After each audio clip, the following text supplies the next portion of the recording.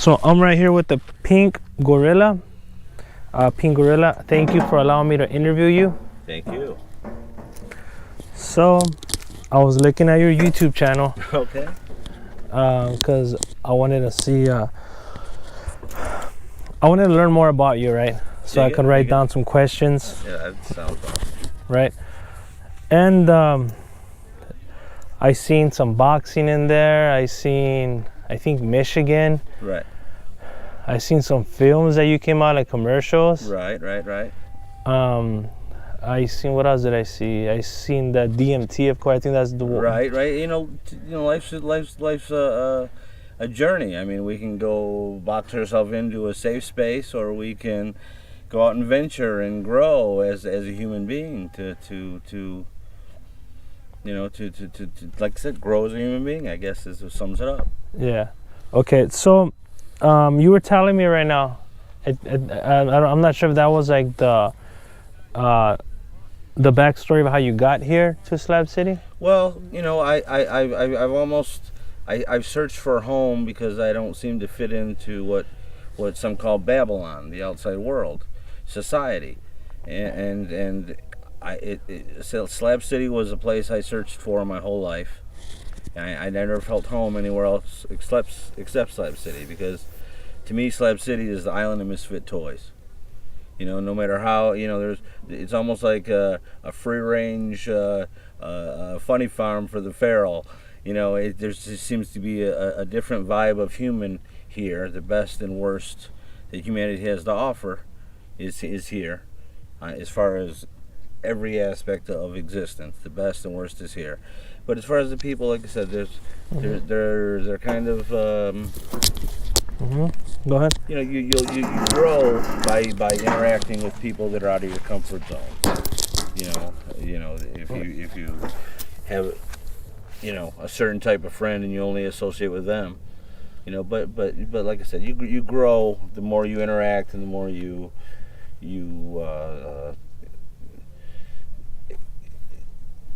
live with people that aren't what you're used to.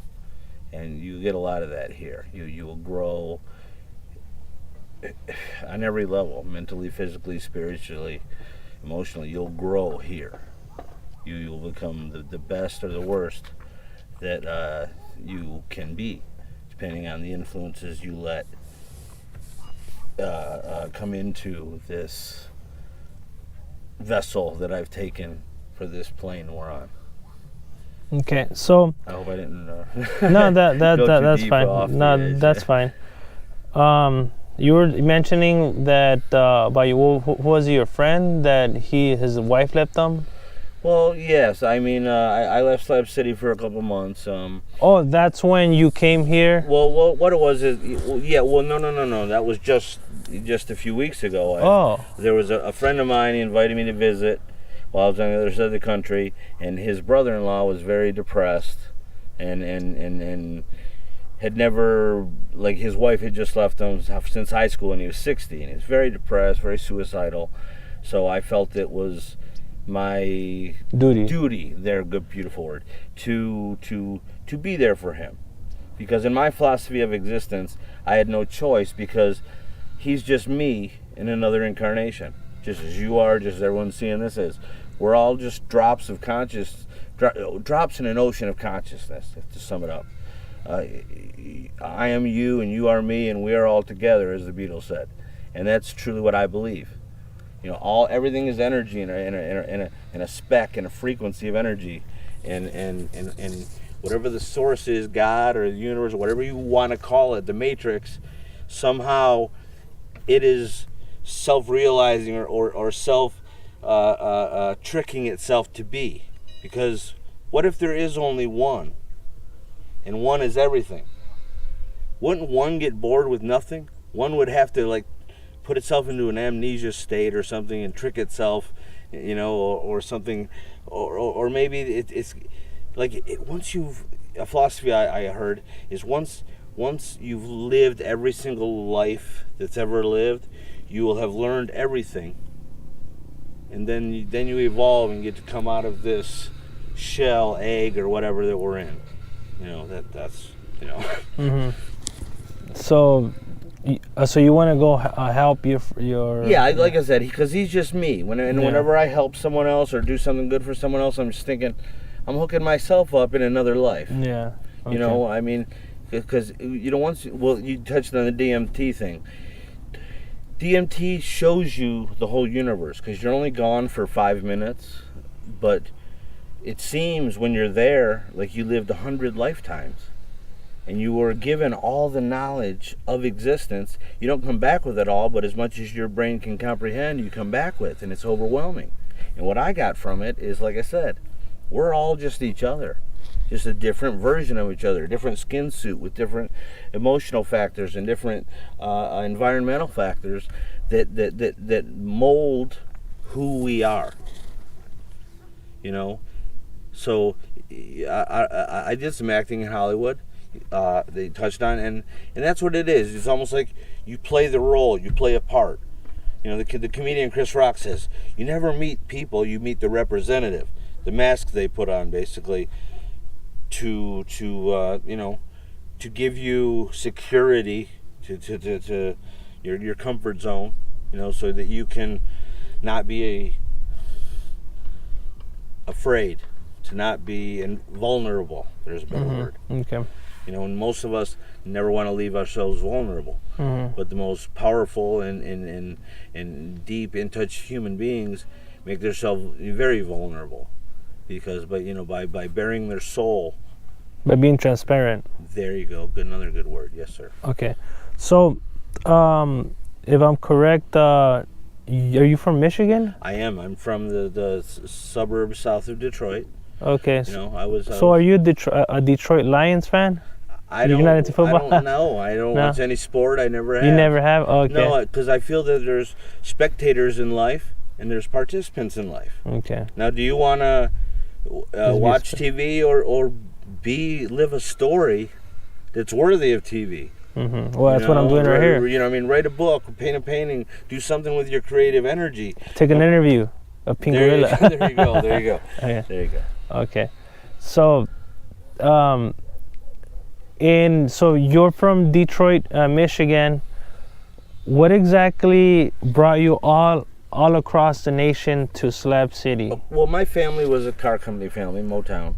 Both my parents were retired auto workers, and then my brother was, and my sister's husband was. You know, it was just that's the kind of, you know, societal factors that mold who we are.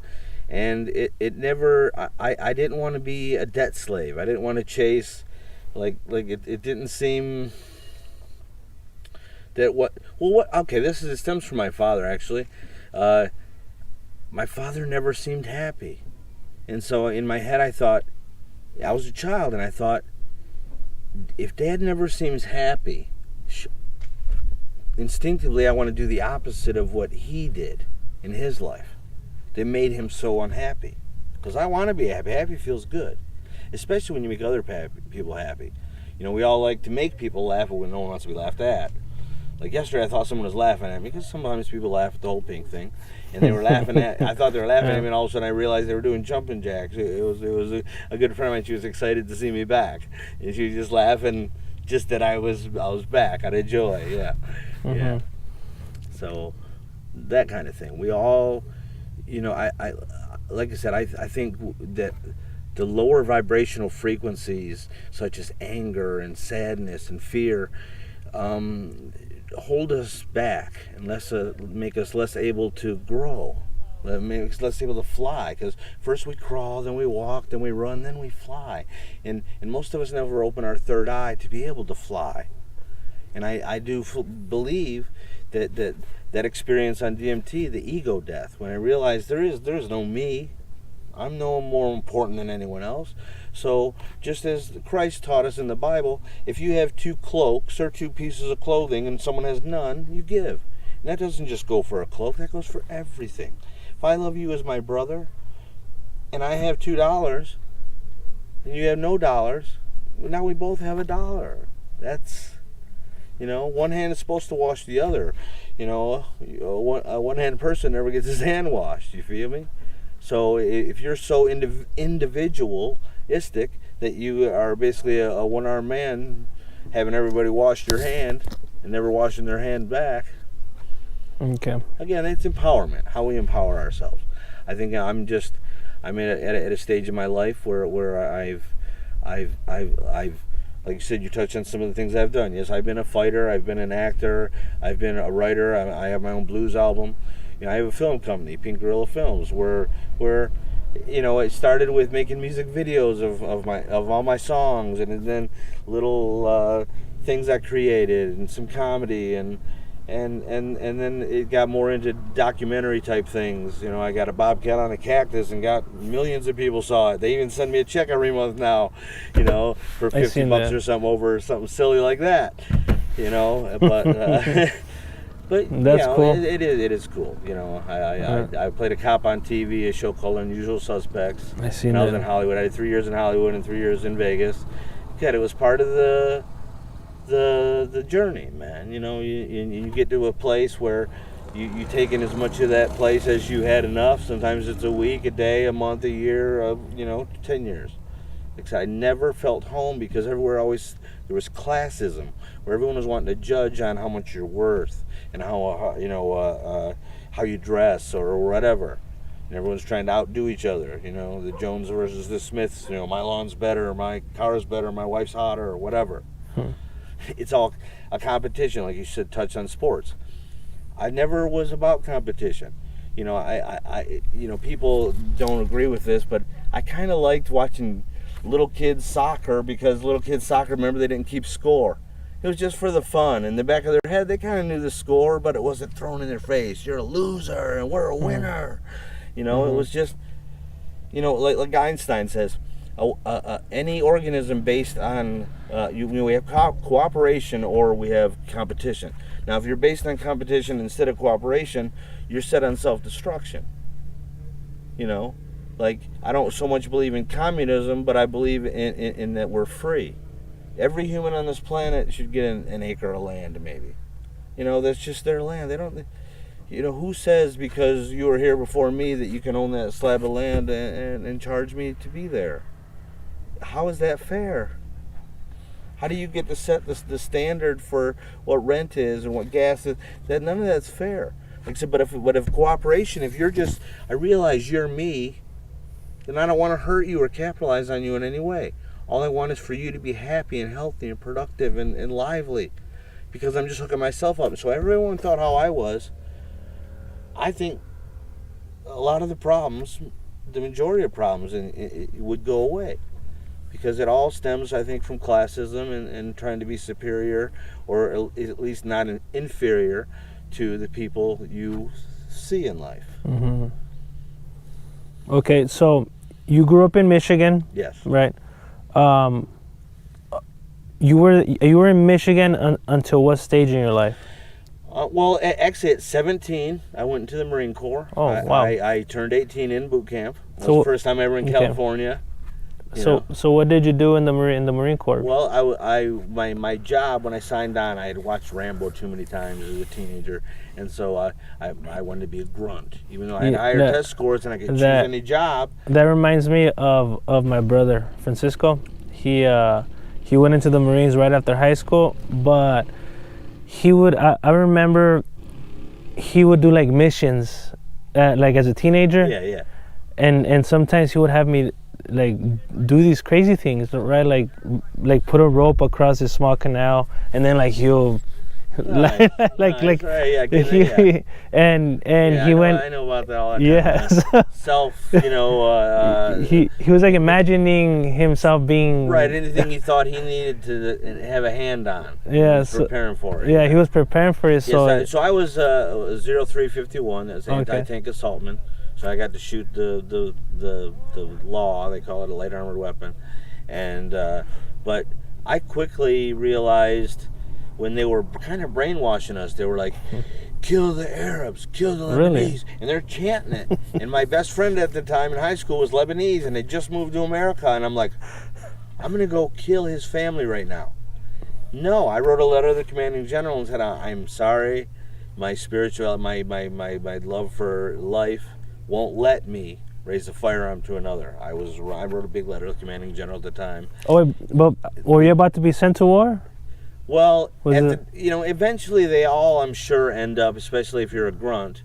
But during that time where you graduated? Yes, there was a Lebanese skirmish. That's why a lot of the Lebanese had moved to America. This is the mid '80s, and so, I somehow had a growth spurt spiritually and realized that there's no reason to kill anybody, man, ever.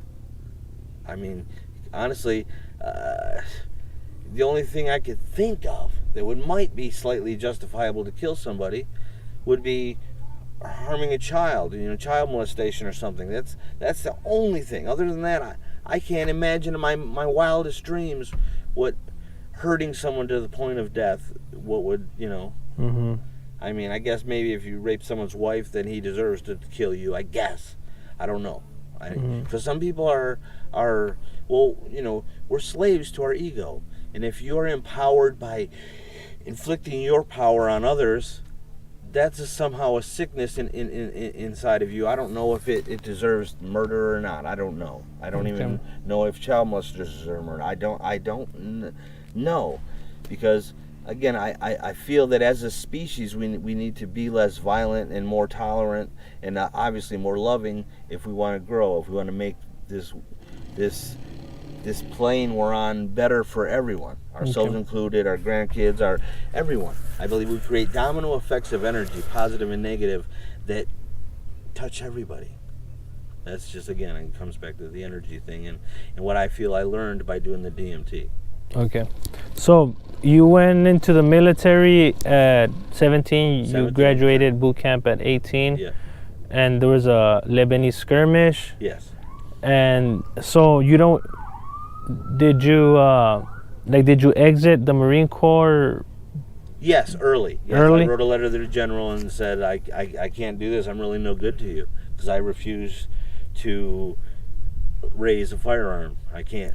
That's my job, and I can't do it. So you were discharged early? Well, yeah, they gave me, it's called OTH, and other than honorable. So it's not a dishonorable, but it's just a hair below a general discharge. Oh, okay. And does that affect like your employment? Because I know that a dishonorable... It never has. It's kind of like your diploma. I mean, you can give your employer information or not, but I've been self-employed most of my life. I've been a kickboxing instructor and a massage therapist. Okay. And if you watch my channel, you saw me fight. Yeah, I see. So I've ran kickboxing gyms most of my life, working for my friend or myself, and that's kind of been my main source of income in my adult life. Okay. So after you were discharged from the military, you went back to Detroit, or you came to California? Yes, I immediately went back to Detroit. There was a high school girlfriend I was in love with, and she cheated on me while I was gone. Blah blah blah, the whole story. And and you move on, and then you meet a girl from the neighborhood, and you marry her, and you have kids. And she grows in a different direction, and you that's your 20s. It's almost like you have stages or chapters in your life, and very few people stay with their 19, 20-year-old woman. My mind ended up leaving for another man, and so forth, and that's good. They're still together 30 years later, and that's beautiful. I wish everyone the best, even the man that took my wife, but it doesn't. They were obviously soulmates, and I still to this day have never wished either one of them any bit of negative energy. Because they did what we all feel at a certain points in our life that we need to do certain things, and they felt they were in love and they needed to be together. It didn't matter if she was married, it didn't matter anything else, and that like I said, that's fine, and that's beautiful. They're just me in another life. Okay. So when exactly did you make your move over to California? Well, in my 20s, I had a friend named Jester, and he lived in Hollywood. Okay. And he kept telling me, "Man, this is the place for you. You're a comedian, you're an actor, you're a singer, you write. You need to be in Hollywood. If anyone I ever met needs to be in Hollywood, it's you." So he already lived there, and he goes, "My roommate's moving out." And one of my adventures to Colorado was terrible, and I'm sitting on the phone with him, and I said, "No, man, I'm not coming. I just had a terrible adventure. I'm not doing it." And right then, a monarch orange butterfly landed right there as I'm on the phone with him. And I hadn't seen a butterfly in years. You know, and I said, yeah, I'll be there in a month. I'll be there. Give me 4 weeks, I'll be there. So that's when I moved to Hollywood, and you know, and that was a 3-year chapter of my life. And you know, I did a few things, but it was all because of that monarch butterfly. And there was this place called Runyon Canyon by the Hollywood sign, because we lived right by the Hollywood sign, and used to walk it a lot. You know, it was a really awesome canyon. And there was this other little turn that very few people took. And one day I take that little turn, you know, because it kind of is about 100 feet higher than the normal trail, but it goes out to a ledge. Anyway, I go out and I'm almost to the ledge. It takes about an extra quarter-mile walk. And I got almost to the ledge, and all of a sudden, 1,000 of those monarch butterflies just surrounded me, and it was surreal. You know, it was almost like that you know, obviously that one monarch's not calling me, well, who knows. But somehow it was that moment with the one monarch butterfly to having a spiritual moment, where, because you know, I use butterflies as a symbol for growth. Like, I feel we're born with a caterpillar name, and then we somehow get a handle or nickname or whatever that grows and becomes part of us, and that's almost our butterfly name. So obviously Pink Gorilla is my butterfly name. Okay. So yeah. How I got the name Pink Gorilla was, one day I thought, I want to be a monstrous force of love in the world. What would a monster of love look like? And I thought, probably something like a pink gorilla. And so I just named my company Pink Gorilla Films. I didn't even name me, because I wanted somehow my films to have a message that would carry on. So one day, I'm in California, and I got all pinked up so that people, you know, would take notice, and just to promote my film company. And one day I'm working out with this big muscular guy, and he's and when I went down, he's like, how many weights you want me to take off? And I'm like, none, man, I'm good. And so I did his weight, and he's like, wow, you're a gorilla. And he started calling me a gorilla, and so people started calling me gorilla, and then other people started calling me Pink Gorilla, and I was like, that's got a kind of ring to it, you know. It's not the, you know, you could be called worse things. So people started calling me Pink Gorilla, and I liked that I didn't come up with the name. It was just the name of my company. Okay. You know. So do you have any more films other than what's on YouTube? I made a little mini series. It was going to be a full-length feature film, or what? Not a feature film, but a full-length film. But as I started shooting the scenes, and there was so much gap in between, like, I have this mini series. The mini series now, I have 2 episodes and a little 30-second pilot for a third one that never happened. It's called Zombie versus Vampire: A Love Story. You know, and it's basically a metaphor for our society, and zombies are us, and the vampires are the elite, and there's a war between the two.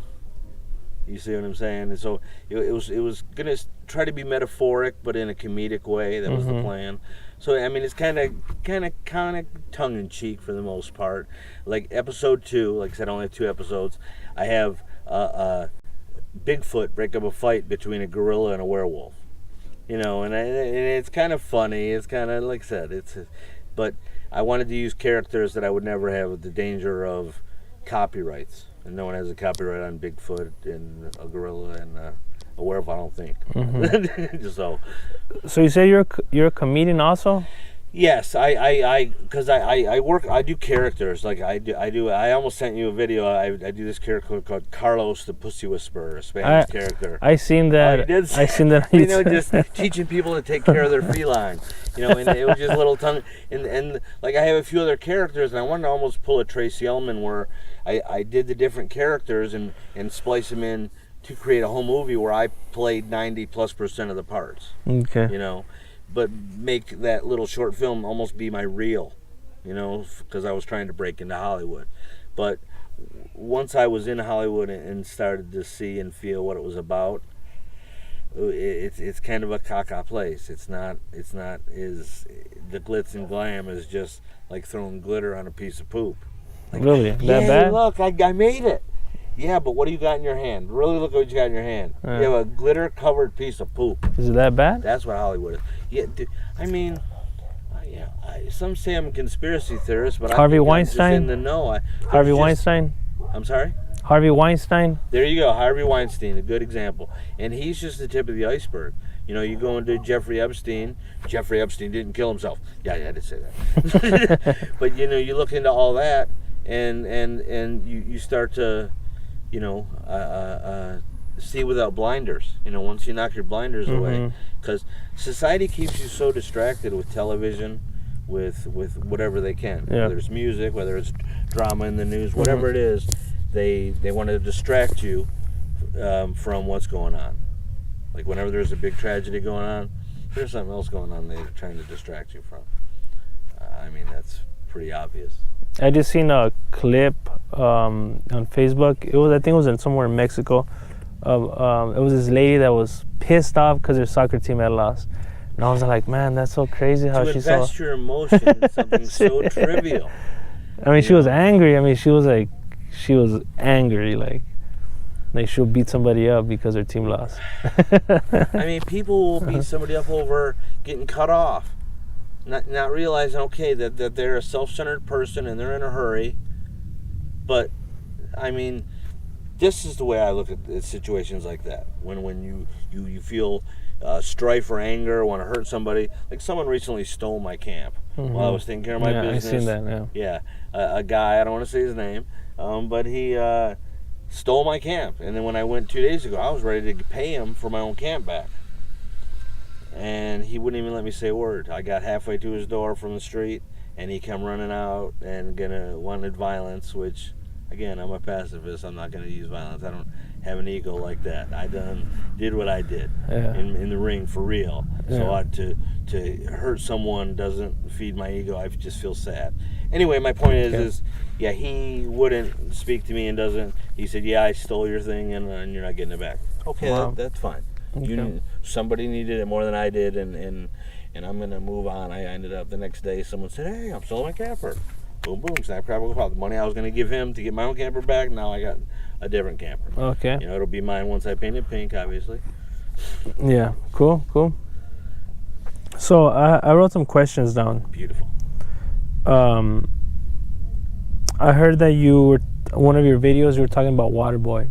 So what's your relationship? What's your relationship like with Waterboy? I've never really had a relationship with Waterboy. I saw you did an interview with him. I've seen your video with him, and I've seen his, and I've had a couple interactions. I believe that he does love this town, and he wants this town to stay in order. Caca. Yeah.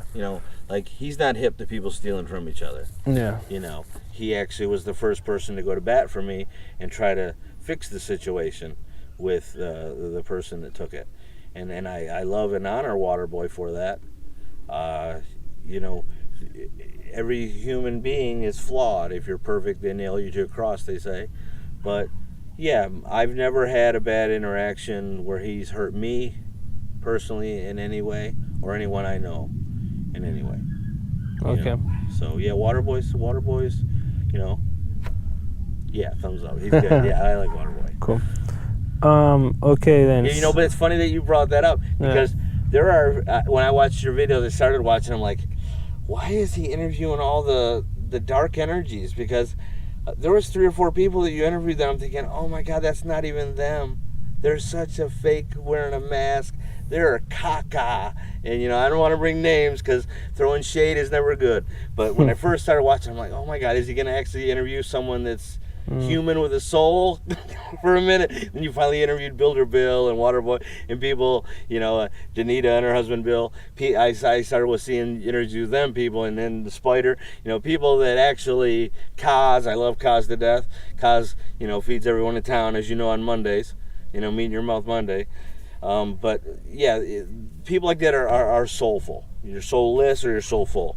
And yeah, a few other people that I didn't name, I'm not really fond of. Okay. They've rubbed me the wrong way, or they've rubbed friends of mine in a distinctly, strongly bad way. Okay. To where I can't be around their energy. Because like I said, everything's a frequency, and the more you realize that, the more you're sensitive to it. Yeah. And when you're around it, you see through fakeness, and you see through the car salesman personalities. kind of thing. You know, 'cause some people, you know, they want to be a car salesman. Yeah, I'm great, I'm happy, but it's just a way to manipulate the energy in the room, and you know, not you know, don't hate me, love me, you know, whatever. Okay. But yeah, next question, please. So I was looking at your DMT video when you took it. I mean, it looked like my son taped it. It looked like you were lost.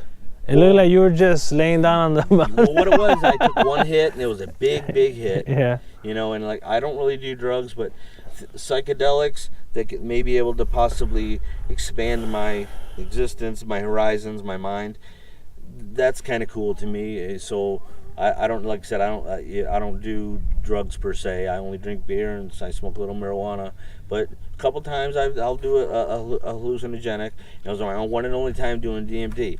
I did the maximum you could do in one hit, and turned on a certain kind of music that it even gave you a warning. We laughed about the warning, but it said it'll take you into a DMT trip even without doing DMT. So it almost gave you a warning not to do it with DMT. Yeah. But I did, because I wanted to break the veil. I wanted to see everything, and I did. I saw everything. Okay.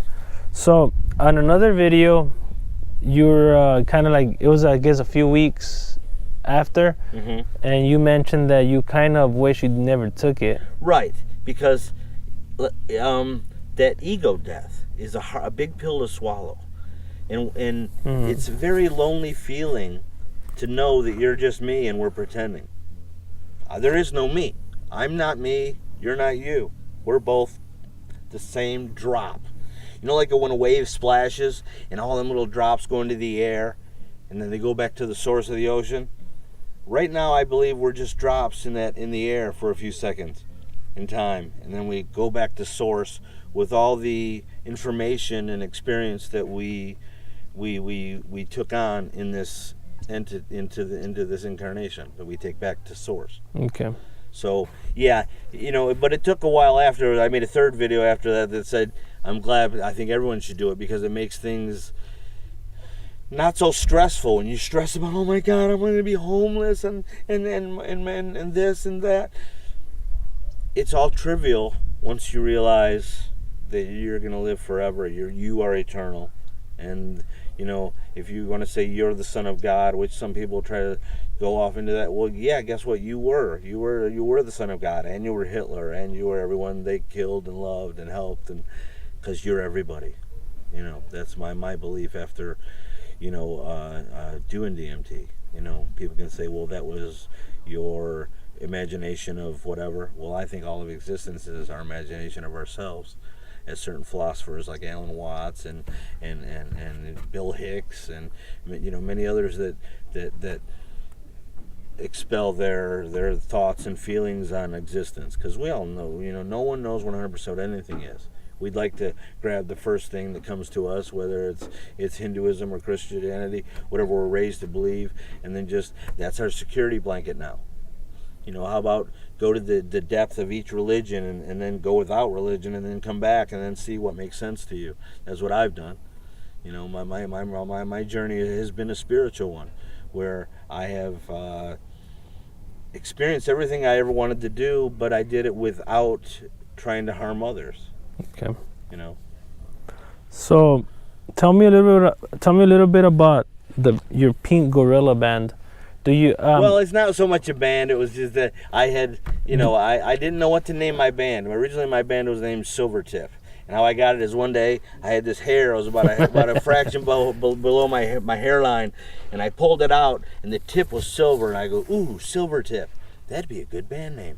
And so I ended up about 10 years or so ago. I had a rock band in Detroit named Silvertip, and then when I started making music of myself, I didn't know what to really name the music, you know, so I just thought, you know what, I guess I'll just use that Pink Gorilla tag and just make it, the Pink Gorilla Band. So all my music and everything I do musically is going to be under Pink Gorilla Band. I mean, I don't even care if someone had a cooler name. And one time I was going to start a metal band named Kill the Kitty, you know, and I was like, well, but it's a metaphor, you know, it's not really as, you know, could be dirty, it could, you know, but either way, the KTK and the two Ks backwards, I had a symbol and everything, because in creating a band name, I think that it should be fun to say, easy to remember, and look good on a t-shirt. You know, any company or band name or whatever, I think it should. And that's why people always come up with their logo, you know, for their company usually. Do you sing? Yes, I'm a singer. Is that were you the one that was singing Pride and Joy? Yes, that's. Oh, wow. Okay, you sing pretty good. Yeah. So you like Stevie Ray Vaughan? Yeah, I mean, blues has a soul to it. You know, unlike a couple of heartbreak songs. You know, I have a song about Detroit called Henry Ford's Ghost Town. About, okay. You know, so but yeah, I tried. I want to have a message, so to speak. Like if I died tomorrow, we could all die tomorrow. What did I leave for the world to know who I was and how I felt and thought?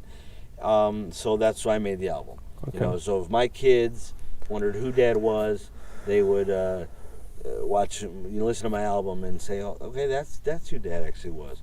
I was so busy with my own life, I never really cared who my dad was. You know, we kind of go through that. You know, we're doing our own thing.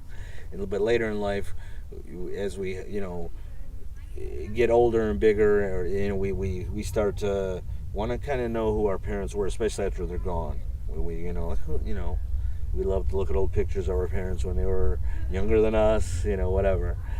But yeah, so it was almost like my book to the world. Like, look, this is who I was. This is how I feel, And I don't know if I'll ever make another album. I don't really have that desire. I just want to be at this point and try to create domino effects of positive energy, man, that'll spread across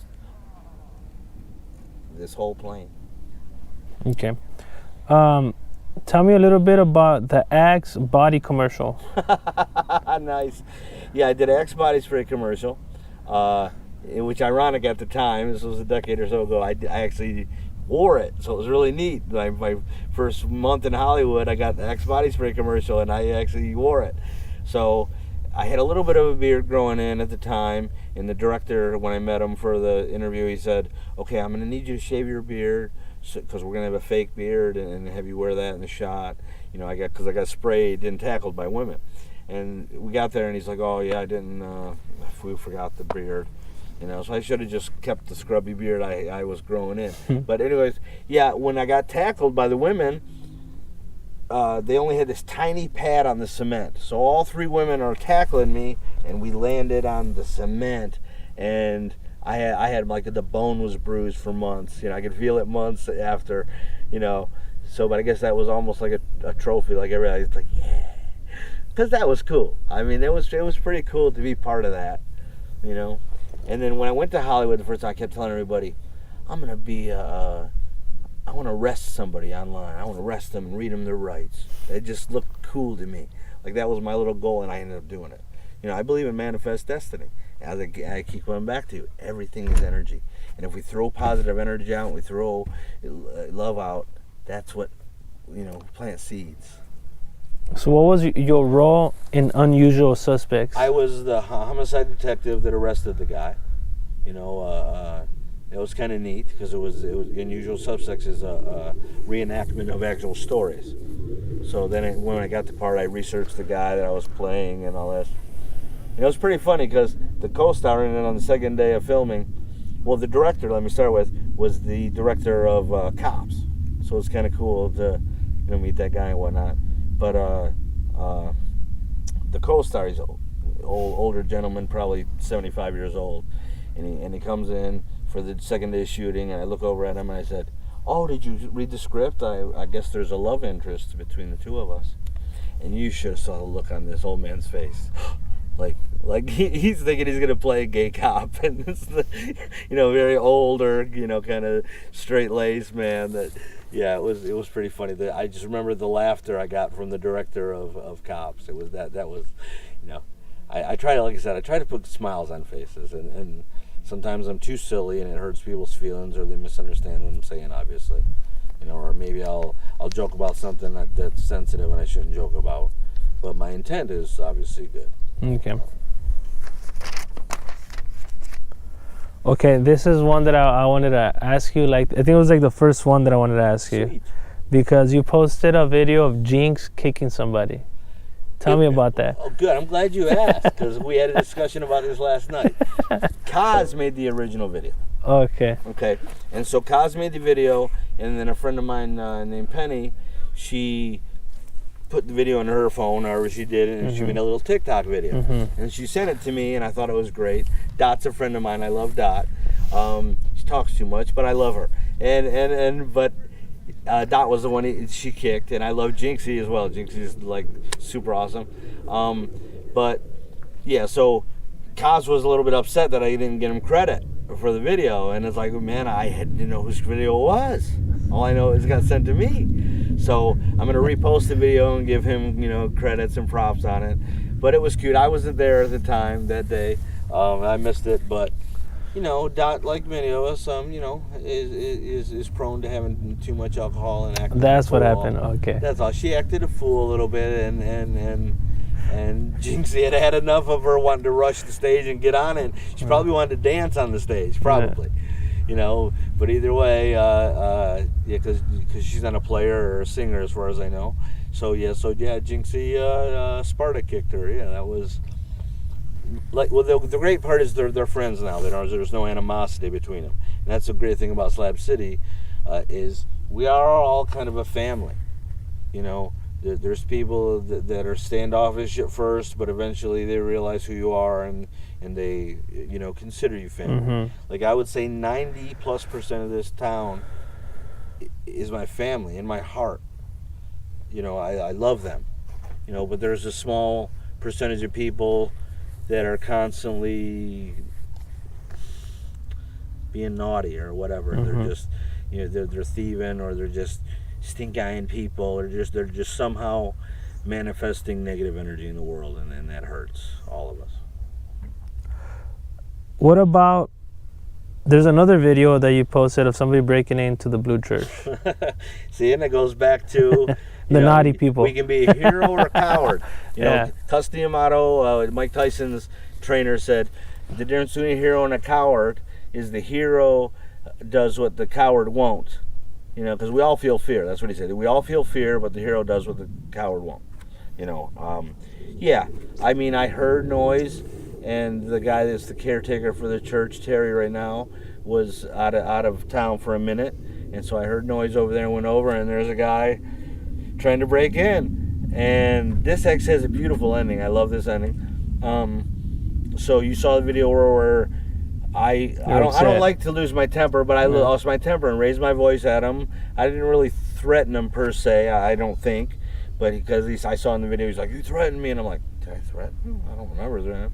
But anyways, the police showed up right after the video. I had already called the police when she started the video. That was Penny, which lives next door to it. The next day, first the police came, and I said, "Look, I don't want him to go to jail. I just want him to go away from here." And so the police left, gave me a car, and they wanted me to press charges, of course, but I never did. And but the next day, that man came to where I lived next door behind. It was bright pink camp, hard to miss, and says, "I'm sorry. I don't even remember what happened. Someone showed me the video, and I saw what I did." And he apologized to me for doing what he did. And that's the happy ending, because he doesn't have animosity towards me. He realizes that he was not in the right state of mind, and everyone's happy. No damage really done, for the most part. Is Special Ed still around? No, Special Ed, I hear, went to Mexico. Wow. He was a sweet, misfit. There's a lot of sweet misfits. He had a lot of PTSD from the war, so because they. Go again. Okay. So we were on the Special Ed. Yeah, you're on Special Ed. Yeah, we did 3 videos. The first one was real and a surprise. The second one was the stage thing for a movie, and the third one was staged just for everybody's entertainment. So, I was gonna have them just invade each camp and just have some fun, and make people smile. Because like I said, that's at the end of the day, you may want to make people smile or frown. So he left to Mexico. Yes, I heard that, because I heard he had a warrant for something. I can't even remember. Okay. Back across the other side of the country, and his brother owned a lawn service, and I heard in Tijuana. And so he met his brother in San Diego, and Okay. that's what I hear. I'm not 1,000% sure, but that's what I hear. So how long did you box for? Well, I lived it for a few years, 3 or 4 years. I lived it in my early 20s because I had a knack for it. But I did it all in all about 20 years. You know, mostly training people, but every once in a while, I would end up doing a little exhibition bout. Yeah. But even sometimes in the sparring, it would get a little serious and it'd be as a match. So all in all, around 20 plus years, 25 years. Okay. You could say I threw gloves. Okay. But it's more for fun. See, I never had the killer instinct because as soon as I would hurt them, I would back off instinctively. So then I had to just play tag with people. Pity pat, because we're tagging. I don't want to hurt you. I'm just going to let you wear yourself out and play with you. So that's what it ended up becoming. I would just make it I would play with them, a dance. Okay. I'd be playing tag. I seen another video where you had like a boxing match here. Here, yes. That's so funny. Because, yeah, it was, I started my camp on January 1st of 2020. And all the tough guys in town that I talked to, I had like 3 matches set up. 6 tough guys were going to go at it, and it's going to be exciting. And then no one showed up. Out of all 6 people, nobody showed up on fight day. They all had an excuse.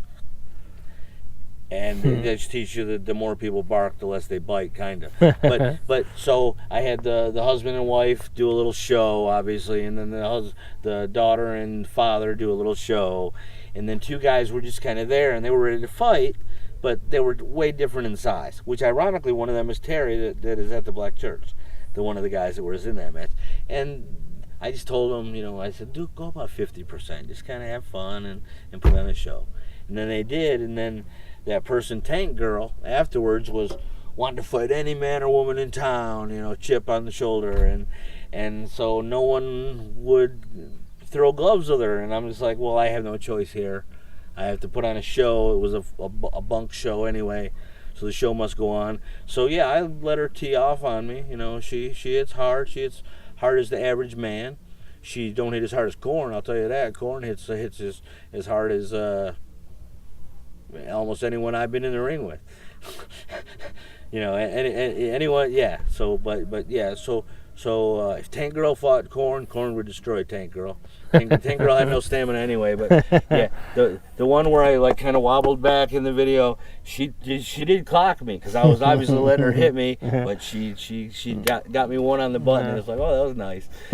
So the arrest of Ben Nutty. Well, there was a protest of someone letting Mike Dibble stay in town. And I don't know much about it. Mike Dibble was here before I was. I had watched his videos before I came.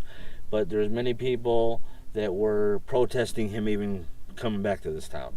So during that protest, he come out with a BB gun, which looked like a real gun, because he just hears a bunch of noise. And probably was in a paranoid state of some sort. He's older or whatever. And come out and saw what was going on and walked back in. And someone... 99% sure it was Corn, saw him and said, oh, he was brandishing a gun at us. So then they called the police, and I'm sorry, Corn, if I outed you, but called the police, and the police came, and he, I don't have a gun, but yeah, again, it was newsworthy. It happened in front of me and seemed semi-newsworthy because, Slab City News that we're on right now, I started a little talk show called Good Morning Slab City with a U in it, because we're all mourning the death of our youth and our dreams here. No, so I had the idea to just kind of be a news source in town. And when stuff would happen that was interesting, I'd put it on my channel. Well, you could do it. Why not? Well, I mean, it's about energy. How much do you want? I mean... how much energy do I want to put forth into it? Because it's almost like a channel. Slab City News is a channel. I mean, I'm kind of just in a stage right now where in my life I don't really have no aspirations like to... It's not in my wheelhouse right now. Okay. I'm just kind of... just enjoying being, almost like a vacation from Babylon, at least for a couple months, because I spent a few months out there, and there's residue in Babylon that I'm not fond of. Cause told me that that Korn screamed, call the police. So it was actually Cause. Oh, no, okay. It was even actually better. Even better, good. It was actually Cause the one that called the police. Right on, yeah. And I think I have it on video too, where he mentions that. Okay. Yeah, I didn't watch that full video. It was pretty long. Like, this one's gonna be long. Well, I'm gonna. I'll edit it. Well, this is what I'm gonna do. I'm going sections like his. Well, part 1, part 2. When I download from the SD card to the computer, it breaks it down into like increments of 11 minutes. Okay. So So I'm just gonna upload those parts. Yeah, whatever you do. I'm good with all. So they won't be as long because it does take way longer for them to upload. I'm gonna need to exit for 30 seconds. I'll be right back. That's fine.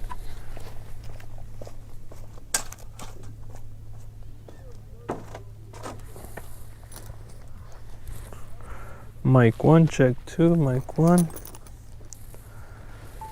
Mic 1, check 2, mic 1. Estamos aquí en vivo y en directo. Es la 1. La 1 de la tarde.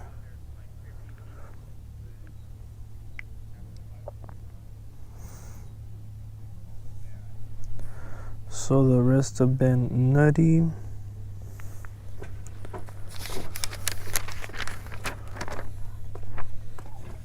Oh, okay. Yeah, you already spoke about Pink Gorilla versus Tank Johnson. Like no. This I didn't touch on that. No, you didn't touch on that. That's funny because a friend of mine, I was in a stage where I was putting on shows. I didn't want to fight no more. I'm in my 30s, so I'm gonna put on shows. So I promoted this fight, and I had this Golden Gloves champion. He was lightweight against Tank Johnson. Why, who's Golden? Well, the little guy was. So it was like David versus Goliath, man. Yeah. So Tank Johnson knocks my friend through the ring. Wow. And my dad was watching it. He's like, man, someone needs to beat that guy up. And I'm like, I'm gonna make my dad proud. So, I the next fight I promoted was me against Tank Johnson, and he's thinking he's just gonna run over me. I'm a chubby old guy or whatever, and he's a former Mr. Michigan, all buff like Tyson, and I told everybody he's a checker player coming to a chess match, because fighting ain't just about coming forward.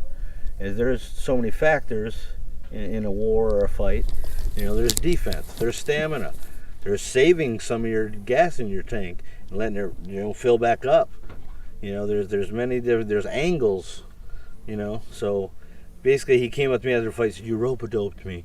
Because is what I did, is I let him expel his energy. And while he did it, I realized his timing, his distance, and where he's going to leave himself open. And it was supposed to be a 5-round fight, and after 2 rounds, he was a little bit tired. So they come to the 3rd round, and we're facing on. He goes, this is going to be the last round. I'm thinking, that's not fair, because I I was supposed to take off the 1st round and just play. But if I didn't know it was 3 rounds, you're obviously going to compact your whole game. Yeah. The difference in a 4-round fight and a 12-round fight, obviously, when pros go, is 4 rounds they're going at it. 12 rounds they, pace themselves. There's a word I would say. Yeah. So I paced myself in that 3rd round. I took it to him. He was on wobbly legs as the bell rung. Yeah. So what are your political beliefs? I'm libertarian. Okay. I looked at a lot of. I've looked a lot into this in early in my life, because we should have a knowledge of all that. I used to think I was liberal in a way, a liberal libertarian, but I wasn't, because a lot of the liberal views are pretty extreme. I notice as I get older and wiser that I don't believe in Republican or Democrat, because I feel they're both sides of the same coin, and that we're in an oligarchy where the corporations are running us. Basically there's a shadow government based on money, on the Federal Reserve, on That's who runs things. So the puppet show that is politics is just to placate us, just to keep us distracted, make us think we have a voice, but we really don't. There is, I believe, you know, in that there is a shadow government possibly, or people, one percenters maybe that run things. Because I learned early on that if good people ran the world would be getting better. So the world is progressively getting worse and worse and worse. What does that tell us? That tells us all, if we pay any attention, that bad people are running things. You know, and by bad, I want to say that they're stuck in a lower frequency where their ego makes them want to have a gold bathtub and a $400,000 car. Then, you know, that's, you know, they're feeding their ego with all of that. And so I don't know if that's bad or that's just a slave to their ego. But yeah, the people that are in lower frequencies that want to capitalize on everybody else, that's kind